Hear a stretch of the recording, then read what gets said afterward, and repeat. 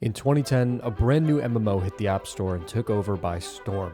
This game had everything a young gamer would ever want. A game with unique and charmingly simple dungeon crawl levels, addicting replayability, complex PvP, a thriving economy, and character cosmetics that scratches the creative itch. So how did this MMO go from over 5 million downloads to rapidly declining to date, having less than 100 active players?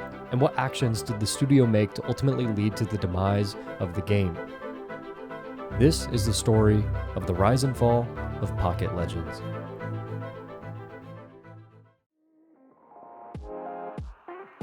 Chapter 1. The Launch. On April 3rd, 2010, Spacetime Studios released a stripped-down version of the mobile MMORPG, and the player base grew almost instantly. For the first 12 months of the release, from April 2010 to 2011, the Pocket Legends community saw over 200 updates and was patched on average 1.7 times daily. Within the first 4 months, Spacetime Studios released 4 new maps, new PvP game modes, world map, towns, and so much more. These towns were safe havens for characters to walk around, trade, and find quests from NPCs. They were small, yet so individually unique, and oftentimes you would find players walking through these towns even though teleporting was an available feature. The first 3 characters you could choose from were between Mage, Archer, and Warrior, and later updates expanded into 2 more characters with their own skill sets. Each of these 5 characters have unique skill sets and combos that play into the team aspect of the game. This game quickly became everything to me. I remember asking my mom in middle school if I could do chores around the house to spend $5 to get platinum to purchase cool vanity items. I remember playing this on my iPad every day in high school during lunch and classes, and I remember playing this to even go to sleep. To date, I probably have over 5,000 hours on this game over the course of my entire childhood. In this mobile MMORPG, you could rerun different levels over and over to get random drops from bosses. The community started to take note of what items came from what bosses, and would grind out those levels based on the sell value from supply and demand in the player trading area, or what we call the marketplace. The addition of PvP made for interesting builds where players would stop leveling their characters at common levels to PvP against each other with the top tier items of every single level.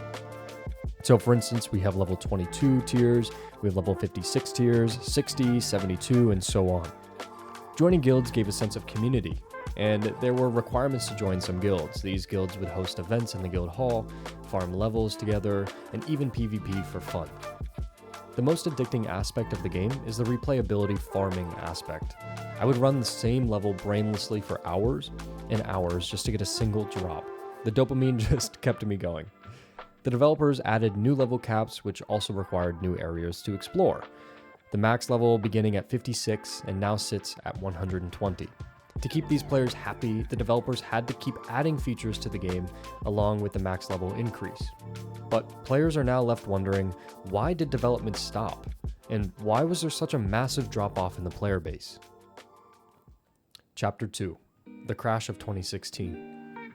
A big aspect of Pocket Legends was its vanity cosmetic system, allowing players to override their armor and weapons with cool skins. These vanity items initially could only be purchased with platinum, the out-of-game currency which you could only purchase with real money. The economy was stable for years with a clear differentiation between paid and free items, and the player base was happy.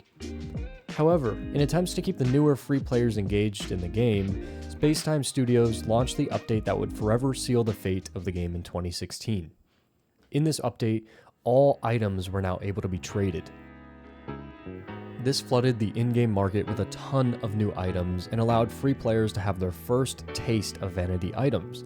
However, you can imagine this outraged the paid player base, ultimately the player base that was keeping the studio alive with revenue flowing.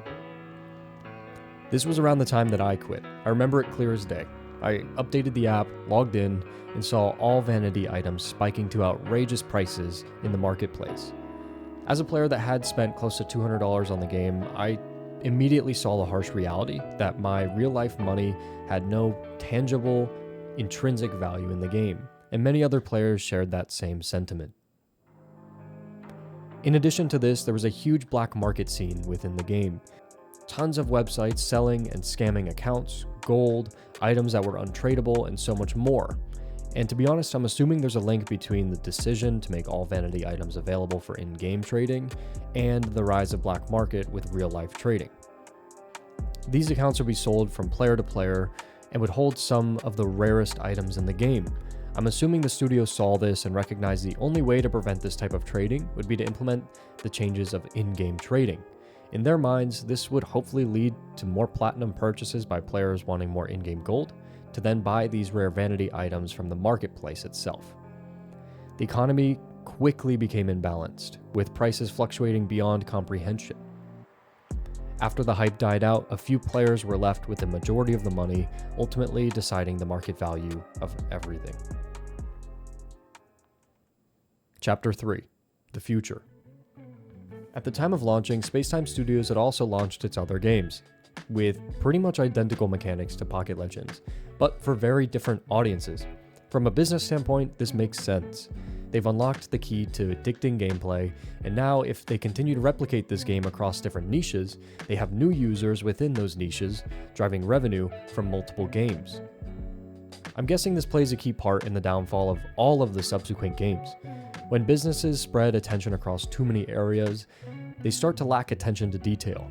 Your resources start to spread thin, and you're left with less updates, less patches, and a growing base of players that need more.